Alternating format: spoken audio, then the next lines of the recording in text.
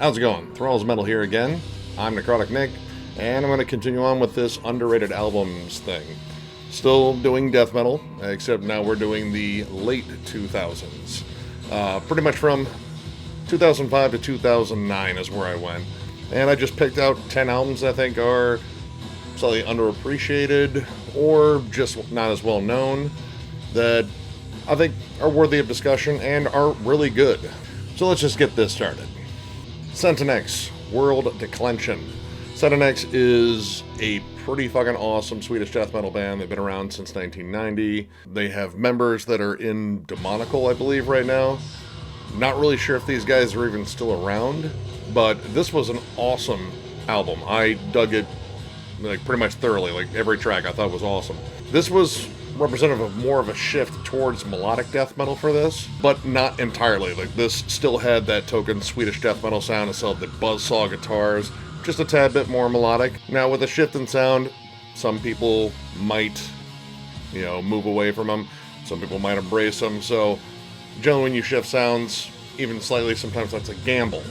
And you kind of alienate a fan base, but potentially bring in a new one. That might have been the case with this one. The follow-up to this one I didn't think was nearly as good, but this was a really, really solid release. I dig the fuck out of it. Definitely check it out. Tribulation The Horror. I fucking love this album. Tribulation now is a kind of goth rock / black metal band from Sweden. Before, and I guess only on this album, they were an awesome death metal band. I love this album. It's incredible. This doesn't sound like Swedish death metal, like in its most pure sense, I guess. It doesn't have the buzzsaw guitars, really. It's more of a thrashy tone. It kind of reminds me more of a band like Pestilence, because it's a very thrashy death metal sound. The songwriting is awesome. There's lots of cool, like, horror, like, samples throughout, which makes sense with the title like that. And man, this is just really good. Like, I kind of wonder why they would shift away from this. Maybe they thought that this was generic. Maybe they just wanted to do more goth rock. But I think it's underrated for the fact that when you bring up Tribulation now, no one, unless people that have actually ventured further back in their back catalog, know about this album. And they should. Definitely check this one out. This is probably one of my favorites in this entire batch here. Divine Empire, Method of Execution. Divine Empire, or a Florida death metal band, kind of a death thrash band, has Jason Blackwitz, formerly of Malevolent Creation, and often they get compared to that, almost like a second-tier Malevolent Creation. These guys kind of played off that, but unfortunately were kind of just pushed to the wayside, fiercely underground. But I thought they were really good, and if you like Florida death metal, then this is really good. It has the real thrashy style, much like Malevolent Creation and Deicide and maybe early Morbid Angel. Jason Blackwitz's vocals even have a bit of a hardcore kind of delivery to them. Really good stuff. Pretty underrated band across the board. I still need to get more of their releases, but definitely check out Divine Empire. If you can find some of their releases, they're a little bit hard to find. I'm still working on it too. But yeah, solid band.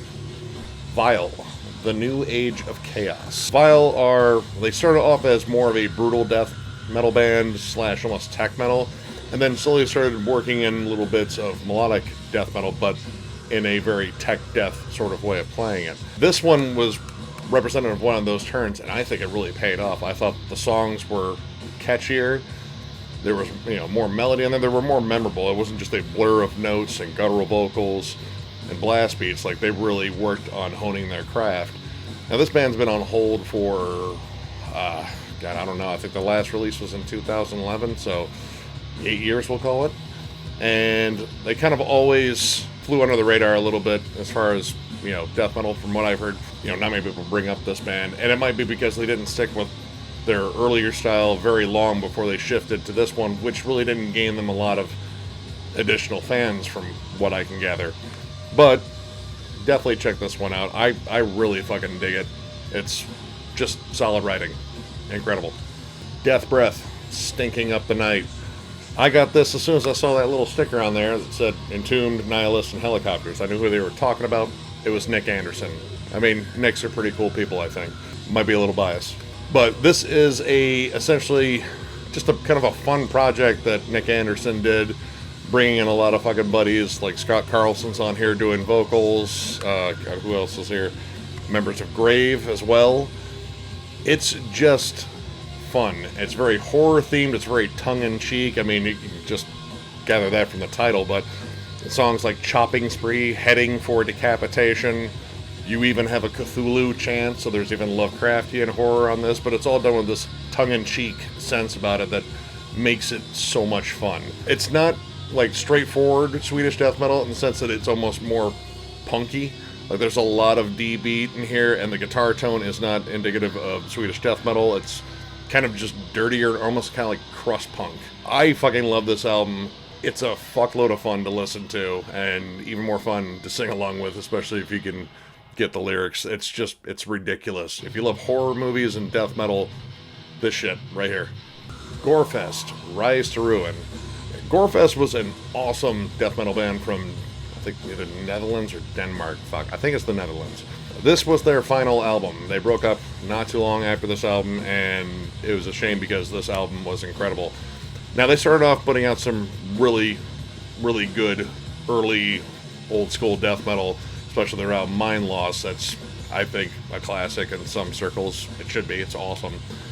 And then they kind of gambled on the whole groove metal thing, and those albums I'm still not a fan of, mostly because they try to keep as much of the death metal vocal as possible, and the frontman slash bassist has such a deep roar that there's no way that was going to be really accessible in terms of trying to go for radio play, because that definitely sounded like what they tried for.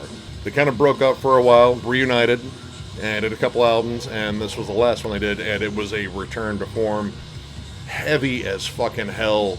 The guitar tone in here is absolutely massive, and there's almost kind of a hardcore death grind sound to some of these songs too, which just makes it even fucking heavier. If you've never jammed Gorefest, I would even say start with this one, but I would start with Mind Loss first. But this, you're not gonna fucking miss out. I think any death metal fan would fucking love this album. Check it out. Coldborn, The Uncanny Valley. I heard about this band courtesy of, I think, a Terrorizer magazine sampler, and it's just very thrashy, gritty death metal. But it has, like, an extra nasty production. Like, the drums on this album fucking pop. And they even bring in some extra percussion in certain songs. I think it's A Destiny Predicted. Awesome song in here. And it sounds like it has timpani drums in the background, which just add heft to that big groovy chug that's on there. Really good band. They only have, I think, 3 releases, 2 full lengths, and 1 EP.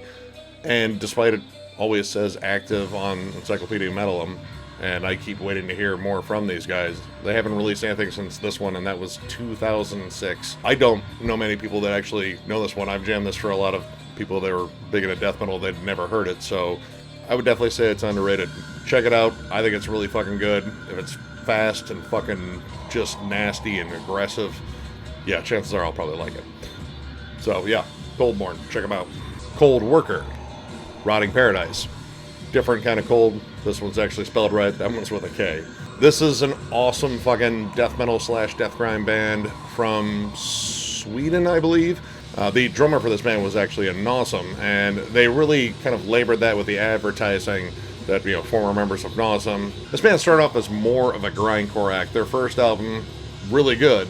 More of a grindcore album, and I thought that was maybe just like, alright, they're trying to continue on with the Nawesome sound, which is cool. The second album, though, this one, brought in death metal, and wow, it fucking sounds fucking great. Real chuggy, awesome, fucking just blast beats, guttural vocals, lots of fucking just nihilistic awesomeness. That fucking album cover is titties too. I fucking love that. The really cool part, I thought there were some moments on here that were touch of melodic death, almost like some At the Gates riffs, especially in the song Citizens of the Cyclopean Maze, which is probably my favorite song on here amongst all these songs, which I think are fucking great.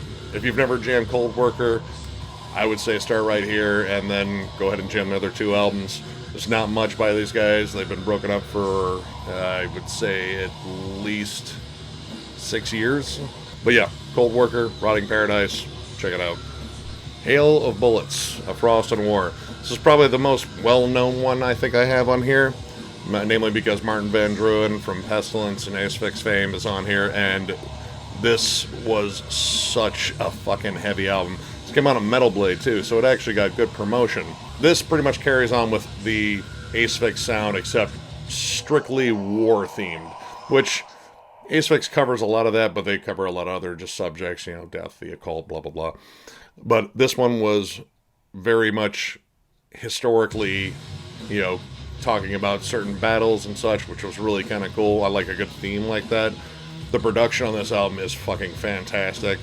Again, that guitar tone is so heavy it almost creates a concussive wave. I fucking love that about this album. The reason that we call it underrated is because they only did 2 albums with Martin Van Druyen, and then they got the former frontman from Benediction to take over after Martin Van Druyen left, and luckily continued on with Asphyx. And then that album really fell off, and then they broke up. So you have a band that has, in my mind, 2 really awesome albums, and then one that's pretty good. So, not much of a back catalog, but they definitely made some great albums. Check this one out if you haven't heard it. If you're an Asphyx fan, you'll fucking love it. Porkfarm, Blood Harvest.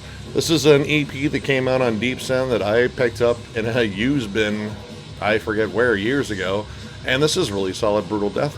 The production is real biting and crunchy, especially in the guitars. Like, the snare has a great pop, and it is very gore and horror themed.